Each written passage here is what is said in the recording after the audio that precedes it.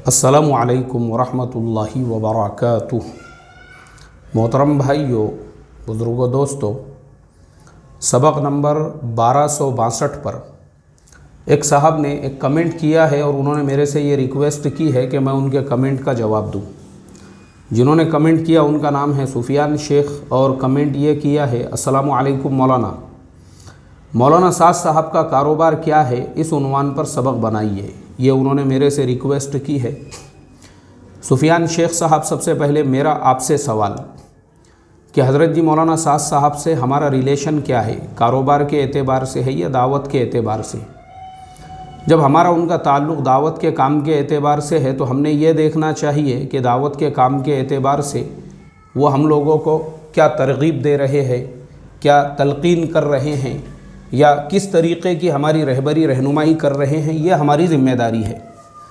उनका कारोबार क्या है, ये सवाल आपके माइंड में इसलिए पैदा हुआ क्योंकि आप इंडिया में रहते हो और ये हमारी इंडिया की एक कॉमन मेंटालिटी है कि यहाँ पर जिस इंसान से हमारा जिस चीज़ को लेकर ताल्लुक़ होता है, लोग उसको छोड़कर अदर जो चीज़ें होती है, उसकी पर्सनल लाइफ, उसकी ज़िंदगी और ये सारी चीज़ों पे जो है ध्यान इसलिए देते हैं क्योंकि आप इंडिया में रहते हो।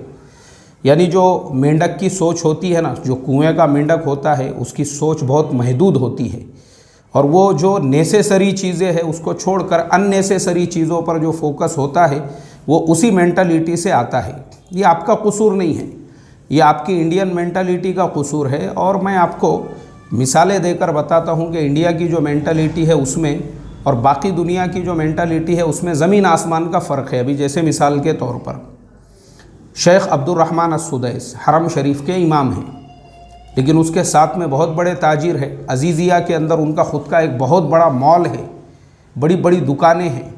उसके बावजूद न कभी वहाँ के किसी अखबार में इस ताल्लुक़ से कोई ख़बर आती है, न कभी कोई अरब इसके ताल्लुक़ से कोई मैसेज बनाता है, ना वहाँ की गवर्नमेंट को इससे कुछ लेना देना है, क्योंकि उनका रिलेशन सिर्फ नमाज की हद तक है कि अब्दुर्रहमान अस्सुदैस जो नमाज़ पढ़ा रहे हैं उस नमाज में अगर कुछ गलती हो गई तो उनको कैसे लुक़मा दिया जाए, अगर वो नमाज के अंदर कुछ उनसे खामी हो रही है तो उसके बारे में उनकी रहबरी रहनुमाई की जाए, क्योंकि ये अरबों का मिजाज होता है।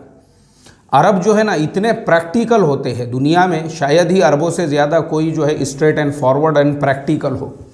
साफ साफ मुआमलात होते हैं। भाई हमारा इस आदमी से ताल्लुक़ किस चीज़ को लेकर है, नमाज को लेकर है, तो फिर बाकी चीज़ों से हमको क्या लेना देना है। चाहे अजीज़िया में इनका मॉल हो या पूरे सऊदी अरब के हर शहर में ये एक एक मॉल खोल दे, हमको कुछ लेना देना नहीं है उससे।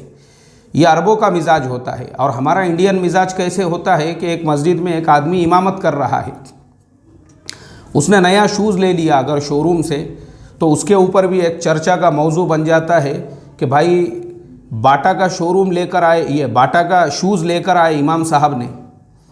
अब बाटा का अगर वो शूज़ लाते हैं तो वो भी एक चर्चा का टॉपिक बन गया है, उसके ऊपर भी बातचीत चल रही है, बहस चल रहा है कि इन्होंने बाटा का शोरूम कहाँ से लेकर आए, इमाम साहब की कमाई ज़्यादा हो रही है। वही इमाम साहब अगर सेकेंड हैंड गाड़ी ख़रीदते हैं, जबकि अब्दुर्रहमान अस्सुदैस वो मर्सिडीज़ में और लिम्यूनीज़ में, ऐसी जो बड़ी बड़ी गाड़ियाँ होती है ऑडी वगैरह, उसमें आते जाते हैं, बॉडीगार्ड्स है, उनका खुद का ड्राइवर है, किसी को कुछ लेना देना नहीं है वो किस गाड़ी में आ जा रहे हैं। लेकिन इंडिया का अगर इमाम सेकेंड हैंड मोटरसाइकिल ख़रीदता है तो मुसल्लियों की एक टीम ऐसी होती है जिनके लिए वो चर्चा का मौजू बन जाता है। और उसके ऊपर भी जैसे आज तक चैनल पे रोज़ाना वो हल्ला बोल बोल कर एक प्रोग्राम दिखाते हैं जिसके अंदर जो है ना बड़े बड़े जो एक्सपर्ट्स होते हैं, दानिश्वर होते हैं, पॉलिटिशियंस होते हैं, सबको बुलाया जाता है और सारे लोग वहाँ पे आके चिल्ला पुकार और वो टॉपिक के ऊपर बहसो मुबाहिसे करते हैं। ऐसे ही मुसल्लियों की एक टीम ऐसी होती है कि वो सेकेंड हैंड गाड़ी उनके लिए एक टॉपिक और एक मौजू बन जाती है। वही अगर इमाम साहब नई बाइक लेते हैं शोरूम से तो दो चार का बीपी एकदम ऐसा हाई हो जाता है, उनको मेडिसिन लेने की ज़रूरत पड़ जाती है। और मान लो अगर इमाम साहब कार ख़रीद ले इंडिया के अंदर तो पता नहीं कितनों को हार्ट अटैक आ जाए और इमाम साहब की ही कार में उनको घुसेड़ के हॉस्पिटल में इलाज के लिए ले जाने की ज़रूरत पड़ जाए, क्योंकि इंडिया की मेंटालिटी है ये। यहाँ की मेंटालिटी आपको जिस चीज़ का हमारा ताल्लुक़ है वो छोड़कर फालतू चीज़ों पर, और मैं आपको और एक मिसाल देकर बताता हूँ। एक बहुत बड़े अल्लाह वाले हैं, मैं एहतियातन उनका नाम नहीं बता रहा हूँ, लेकिन एक सफ़र में उनके प्रोग्राम तय थे, बड़े जलसे के अंदर जो है उनकी तकरीरें थी, और मैं उनके साथ में खादिम के तौर पे उनकी सोहबत में मैं उनके साथ में था। एक शहर में हम पहुँचे, वहाँ पे भी बड़ा अजीमुशान जलसा था रात में इस्लाह मुआशरा का। अब उस शहर में हम लोग दिन के वक्त में पहुँचे तो उन अल्लाह वालों ने वहाँ पे जो मेज़बान थे, हमारा गवर्नमेंट गेस्ट हाउस में रुकने का इंतज़ाम था, वहाँ पे उन्होंने जो है वहाँ के मेज़बानों से कहा, बोले भाई इस शहर के अंदर एक बहुत बड़े आलिम दीन अल्लाह वाले जो रहते हैं, मैं चाहता हूँ कि उनके घर पे जाकर उनसे ज़ियारत करूँ, बजाय इसके कि उनको इत्तला दी जाए कि मैं यहाँ पे आया हुआ हूँ। इससे बेहतर ये है, क्योंकि बुज़ुर्गों से और अल्लाह वालों से जो अदब है, एहतराम है, वो यही है कि हम उनसे जाकर मिले। तो मेज़बानों ने तहक़ीक़ात की तो पता चला वो घर पर ही हैं। तो मैं और वो जो अल्लाह वाले थे, हम लोग जो है चले वहाँ पर, क्योंकि मैं तो खादिम था उनका, तो कुछ उनका सामान वगैरह 24 घंटे मुझे साथ में लेकर चलना पड़ता था। पहुँचे हम लोग वहाँ पर उन अल्लाह वालों की ज़ियारत के लिए। अब जब उनके घर पर पहुँचे तो पहुँचने के बाद बड़े खुश हुए, बड़ी बशाशत के साथ में मिले, हम लोग बैठे वहाँ पर। अब बैठने के बाद में जो है वो जो अल्लाह वाले थे, बातचीत हुई, और बातचीत वगैरह के दरमियान में फिर उन्होंने कहा कि मैं ज़रा अंदर से जो है चाय नाश्ता वगैरह लेकर आता हूँ। उनके पास भी कोई आदमी था नहीं, वो बेचारे ख़ुद ही उठे और किचन में तशरीफ़ ले गए। अब वहाँ पे हम दोनों बैठे हुए हैं, मैं हूँ, वो बुज़ुर्ग है, और उनके अलावा एक साहब जो है और बैठे हुए हैं, माशाल्लाह लंबा चौड़ा जुब्बा वगैरह उनका, और तुर्रा टोपी का छतकू लग रहा है। वज़ाक़ता से तो ऐसा महसूस हो रहा है कि इससे ज़्यादा शरीफ इंसान दुनिया में कोई भी नहीं रहेगा। लेकिन उसने अपनी मुंडी ऐसी आगे बढ़ाया, ऐसी यूँ मुंडी आगे बढ़ाया उन अल्लाह वालों के और मेरे दरमियान में, और उन अल्लाह वालों की आंखों में आंखें डाल के उनको बोलने लगा, हज़रत आपको पता है जनाब के 3 बीवियां हैं। इस तरीक़े से उसने जो है उन अल्लाह वालों को बताया। मतलब बहुत बड़ा कारनामा अंजाम दे रहा है। उन बुज़ुर्ग ने ये सुनने के बाद उसकी पीठ थपथपाना चाहिए कि वाकई में भी यार तूने तो CIA को भी पीछे छोड़ दिया, इतनी भारी इन्फॉर्मेशन और न्यूज़ मुझे जो है तूने पहुंचाया बोलकर। लेकिन वो भी अल्लाह वाले थे। उन अल्लाह वालों ने एकदम साफ लफ्ज़ों में कहा, तो बोले इसमें ऐब की क्या बात है, नुक्स की क्या बात है, इसमें कोई गलत बात है ये जो तुम ऐसे जासूसी वाले अंदाज से ऐसी मुंडी आगे करके और यूँ सूरत जो है अपनी बिगाड़ के और गर्दन ऐसी हिला हिला के जो है सुना रहे हो, इसमें ऐब की क्या बात है और क्या ज़रूरत है? ये चीज़ आपने उनके सामने बोलना चाहिए था, आप उनके पीठ पीछे बोल रहे हो। इसका मतलब ये है कि आपके दिल में चोर छुपा हुआ है। गलत क्या है इसमें? कोई गैर शरई अमल है, नाजायज़ तरीक़े से उन्होंने औरतों को अपने घर पे ला के रखा हुआ है। बीवियाँ ही हैं ना उनकी। अरे वो आदमी भी देखो ना, हट्टा कट्टा पहलवान जैसा आदमी है, 3 बीवियाँ क्या, अगर वो चौथी भी ला कर रखे तो कोई हर्ज नहीं है, वो उसका हक़ अदा कर सकता है। अल्लाह हिफाजत फरमाए मेरे मोहतरम दोस्तों। ये इंडिया की मेंटालिटी है, ये इंडिया का हाल है। इसी को दुनिया इंडिया में जो है काम समझा जाता है। जो ओरिजिनल काम है वो छोड़कर हज़रत की 3 बीवियाँ हैं, ये इसको काम समझ रहा है। वो मोटरसाइकिल है, गाड़ी है, कार है। अरे तेरे को करने का क्या है?